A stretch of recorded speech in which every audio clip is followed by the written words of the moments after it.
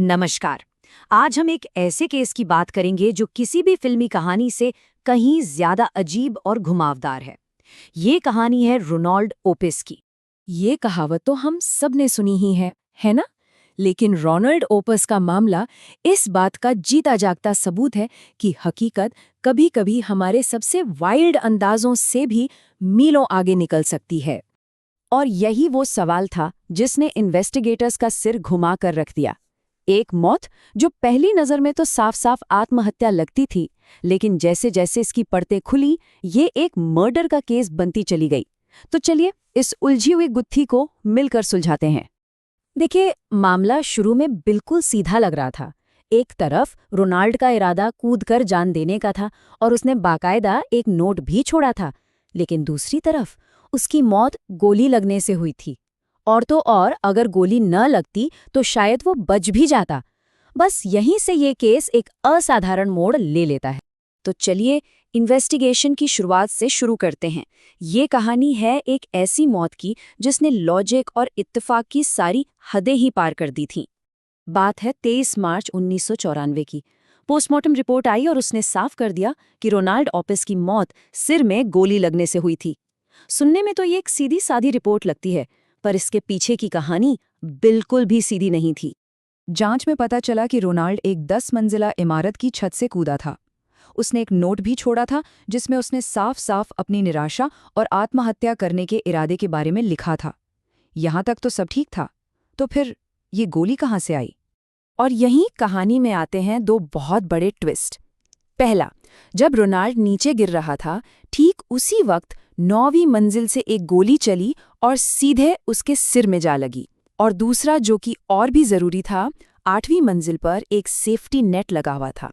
मतलब साफ था, अगर गोली न लगती तो रोनाल्ड उस जाल पर गिरता और उसकी जान बच जाती। बस इसी एक वजह ने पूरा केस पलट दिया। मेडिकल एग्जामिनर ने इसे आत्महत्या मानने से साफ इनकार कर दिया। उनका तर्क सिंपल था, क्योंकि आत्महत्या की कोशिश तो नाकाम हो जाती, इसलिए मौत की असली वजह गोली थी। और इसी के साथ ये केस आत्महत्या से बदलकर हत्या का बन गया। तो अब पुलिस का सारा फोकस शिफ्ट हो गया 9वीं मंजिल के उस अपार्टमेंट पर जहां से वो गोली चली थी। वो गोली जिसने रोनाल्ड की जान ली थी। उस अपार्टमेंट में एक बुजुर्ग पति पत्नी रहते थे। जब पुलिस वहां पहुंची तो पता चला कि गोली चलने के वक्त दोनों के बीच जबरदस्त झगड़ा चल रहा था। माहौल काफी तनाव वाला था। हुआ ये कि पति ने गुस्से में अपनी पत्नी को डराने के लिए एक शॉटगन उठा ली। उसने ट्रिगर दबाया, पर उसका निशाना चूक गया। गोली खिड़की का शीशा तोड़कर बाहर निकल गई और ठीक उसी पल नीचे गिर रहे रोनाल्ड ओपिस को जा लगी। अब यहाँ कानून का एक बहुत दिलचस्प सिद्धांत सामने आया। इसके मुताबिक अगर कोई व्यक्ति ए को मारने का इरादा रखता है लेकिन गलती से बी को मार देता है, तो भी उसे बी की हत्या का ही दोषी माना जाता है। इस हिसाब से अब वो बुजुर्ग व्यक्ति ही रोनाल्ड ओपिस की हत्या का मुख्य आरोपी था। लेकिन कहानी ने यहाँ एक और अजीब मोड़ ले लिया। पूछताछ में उस आदमी और उसकी पत्नी दोनों ने एक ही बात कही कि वो बंदूक तो हमेशा खाली रहती थी। पति का कहना था कि अरे, वो तो सालों से अपनी पत्नी को बस उस खाली शॉटगन से डराता आ रहा था, उसे मारने का तो कभी इरादा ही नहीं था। जब ऐसा लग रहा था कि केस एक बंद गली में पहुंच चुका है, तभी एक नया गवाह सामने आया और उसने जो बताया उसने इस कहानी की दिशा ही बदल दी। एक गवाह ने पुलिस को बताया कि उसने घटना से करीब 6 हफ्ते पहले उस कपल के बेटे को वही शॉटगन लोड करते हुए देखा था। अचानक शक की सुई उस बुजुर्ग पति से हटकर सीधे उनके बेटे पर आ गई। तो अब पुलिस की जांच का सेंटर बन गया वो बेटा, जिसकी एक बहुत सोची समझी एक टेढ़ी साजिश सामने आने वाली थी। देखिए, छानबीन में पता चला कि मां ने अपने बेटे को पैसे देना बंद कर दिया था। बेटे को ये बात भी अच्छी तरह पता थी कि उसके पिता अक्सर गुस्से में उसकी मां को खाली बंदूक से डराते हैं। बस उसने एक खतरनाक प्लान बनाया। उसने चुपके से बंदूक लोड कर दी, इस उम्मीद में कि अगले झगड़े में उसके पिता अनजाने में ही सही उसकी मां को गोली मार देंगे। तो अब इस कहानी का असली मुजरिम कौन हुआ? वो बेटा। भले ही ट्रिगर उसके पिता ने दबाया, लेकिन हत्या की पूरी साजिश तो उसी ने रची थी। कानूनी तौर पर रोनाल्ड ओपिस की मौत का जिम्मेदार अब वो बेटा था। लेकिन रुकिए, जैसा कि मैंने शुरू में कहा था, सच कल्पना से भी ज्यादा अजीब होता है।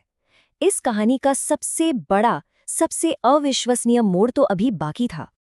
आगे की जांच ने एक ऐसा सच सामने लाकर रख दिया जिसने सबके होश उड़ा दिए। उस बुजुर्ग दंपत्ति का बेटा कोई और नहीं बल्कि खुद रोनाल्ड ओपस ही था। अपनी ही मां को मरवाने की साजिश के नाकाम होने से वो इतना निराश हो गया कि उसने छत से कूदकर जान देने का फैसला कर लिया। और किस्मत का खेल देखिए, वो ठीक उसी गोली से मारा गया जिसे उसने खुद अपनी मां के लिए बंदूक में भरा था। और आखिर में मेडिकल एग्जामिनर ने इस केस को आत्महत्या मानकर बंद कर दिया, क्योंकि एक तरह से रोनाल्ड ओपस ने खुद को ही मार डाला था, बस तरीका वो नहीं था जो उसने सोचा था। तो ये मामला हमें एक सवाल के साथ छोड़ जाता है, किसकी किस्मत ज्यादा अजीब थी, रोनाल्ड की जो अपने ही बिछाए जाल में फंसकर मारा गया, या उसके माँ बाप की जो अनजाने में अपने ही बेटे की मौत का कारण बन गए? इस पर सोचिएगा जरूर।